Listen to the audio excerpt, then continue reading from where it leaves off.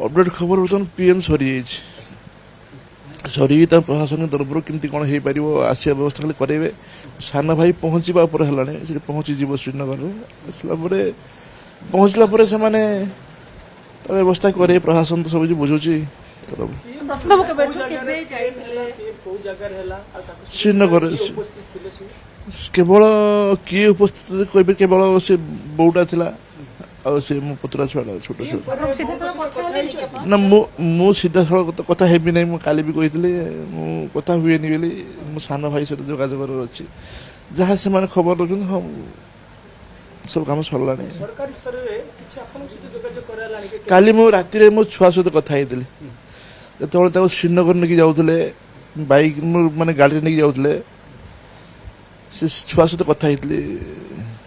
छुआ भल अच्छी ना ना सूचना किसी नहीं भावुँ सन्ध्या आम जहाँ एक्सपेक्ट कर सन्ध्या भर पहुंच जाए लगातार जोगाजोग अच्छु प्रशांत पूरा परिवार ने 19 तारिख दिन बाहर 19 तारिख दिन सका आम दी भाई कथा प्रत्येक दिन सका अध घंटे कथा हुआ जाते सका बाहरी गले दिल्ली जाऊँ काश्मीर से भौणी पाखर रही आसवे बुलिकी आसवे भौणी दिल्ली रोती फेरी था आज से दिल्ली फेरी था आज फेरियार फेरिकी से भौणी घर पाखे 3-4 दिन 5 दिन रही था रही था आसता दिल्ली रे भौणी अच्छी से मध्य श्रीनगर जाऊँगी क्या सान भाई सहित जहाँ कथा होती श्रीनगर जाऊँगी टेकअप कर भिणे जाऊँ से भाणजी 2 जन जाऊँ भौणी आ गए भौणी ना भौणी झील जड़े सी जड़े आसे पलि आसे एवं फ्लाइट रोधे टेकअप करेंगे बोधे ना उठे बोधे एवं भुवनेश्वर को पहुँचे से दिल्ली पलि आसवे से कौन तार आमर चिंता कर श्रीनगर डायरेक्ट ओडिशा को आसवे ना ओडिशा को न आसिक दिल्ली रू होके आसवे से कन्फ्यूज रही है जहाँ जना पड़ो कि समय भितर जना पड़े ओडिशा अच्छा ऑफिसर सान भाई सहित थी कथा से जहाँ सूचना दौले तेज बर्तमान सुधा किसी खबर से जोगाजोग रीतिमत भाव में करुँच कि जेतु आप भाई सहित तो कथा होती अन्य माने ऑफिसर माने बा जो मैंने अच्छा डिफेन्स जो मैंने अच्छा सागर किसी जोगाजोग हो पारुछि कि कारण ये मुहूर्त में जहाँकि परस्पर को सांत्वना दवा छड़ा धैर्य धरी जोगाजोग एवं किसी सकाल किसी केवल सान भाई जोगाजोग सान भाई नंबर मुझे से जाए जेहेतु से जोगाजोग प्रशासन तरफ जोगाजोग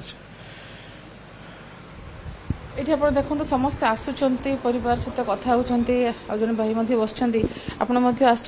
संपर्क हे आज्ञा मोर ए परिवार सहित बहुत दिन संपर्क मुझे काली टे लेट्रे मो काम थिला मुझे 8टा बेले जो मत फोन कले भाउज जे एमती मुझे कौन है मुझे सहित कथा हो जाइए गोटे बेले तापर तो से 8टा बेले मत फोन कर तुम जान ना मुझे कहना मुझे तो जानी कौन है देह खराब ना कौन से कांदी मत कहले तापर कहले मु भारी भारी सक्ड हली मोटे काली फिजिकाली मुझे वीक थी मुझे आसी पारे मो सका सी पहुँचिकी देखुची ये जो सकाकूल परिवेश आम समस्ते ये बालेश्वरवासी आम मर्माहत निश्चित ओडिशा सरकार एपाई तत्पर अच्छा दिल्ली रे आमर जो माने राज्यस्तरीय नेतृत्व दिल्ली रे भी अच्छा माननीय शिक्षा मंत्री धर्मेंद्र प्रधान भी या फोकस रखिंट मु जो विशाल देव जो अच्छा दिल्ली रे आरपीसी अच्छा जी सागर गत काली मो कथा सी भी मत एड्रेस देती आंखर जो सान भाई ये बालेश्वर जाइंट सी भी सागे जोगाजोग अच्छा आमर 2टा केते जो अच्छी फ्लाइट अच्छी दिल्ली रे सेठू ओडिशा को पहुँचो ओडिशा बालेश्वर आसापी सब बंदोबस्त हो सारी सेठू जो पिकअप ने सब गोटे पर गोटे आप आम पाक सब आसी लिस्ट आज कौ टाइम प्लेन अच्छी पहुँच आसीगले सबुठी शोकर छाया खेली जाए तो आउ गोटे पटे जो भयंकर दृश्य जो सामना को आसूची कोट ना कोटी रोमो टांकुरी जाऊँ समस्ते निंदा कर जो बर्बरचित कांड जिते निंदा कले भी कम हम कारण ଏଭଳି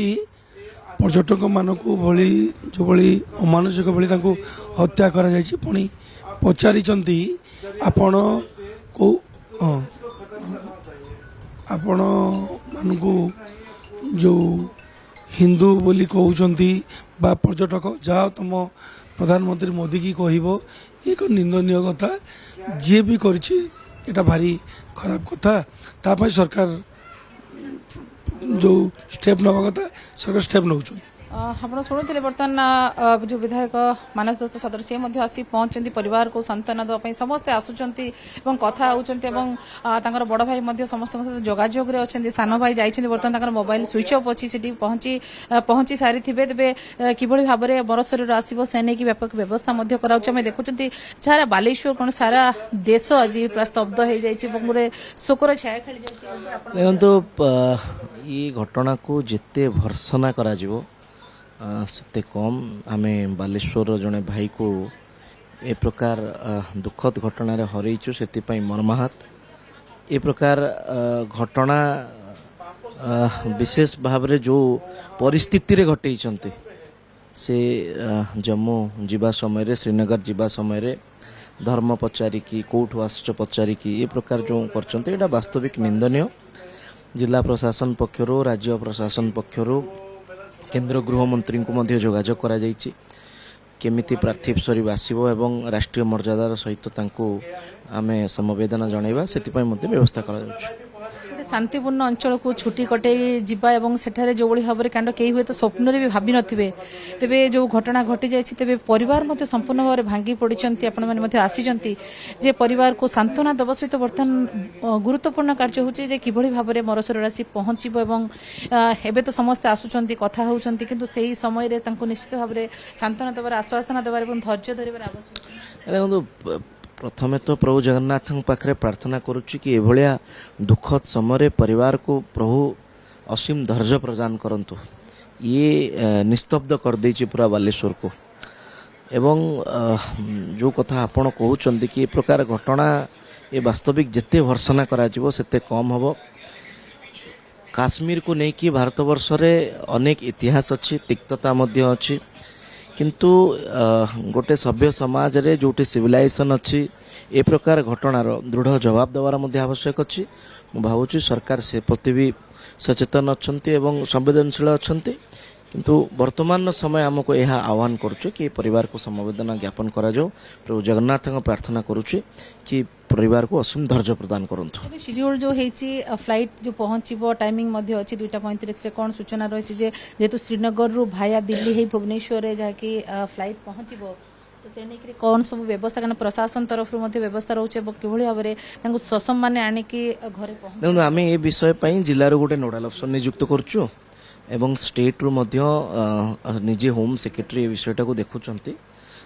ସସମ୍ମାନେ କେମିତି ପାର୍ଥିବ ଶରୀର ଆସିବ ଏବଂ ତାପରେ କେମିତି ମର୍ଯ୍ୟାଦାର ସହିତ ତାଙ୍କର ଅନ୍ତିମ ସଂସ୍କାର ହୋଇପାରିବ, ସେଥିପ୍ରତି ଧ୍ୟାନ ଦିଆଯାଉଛି। ଏବଂ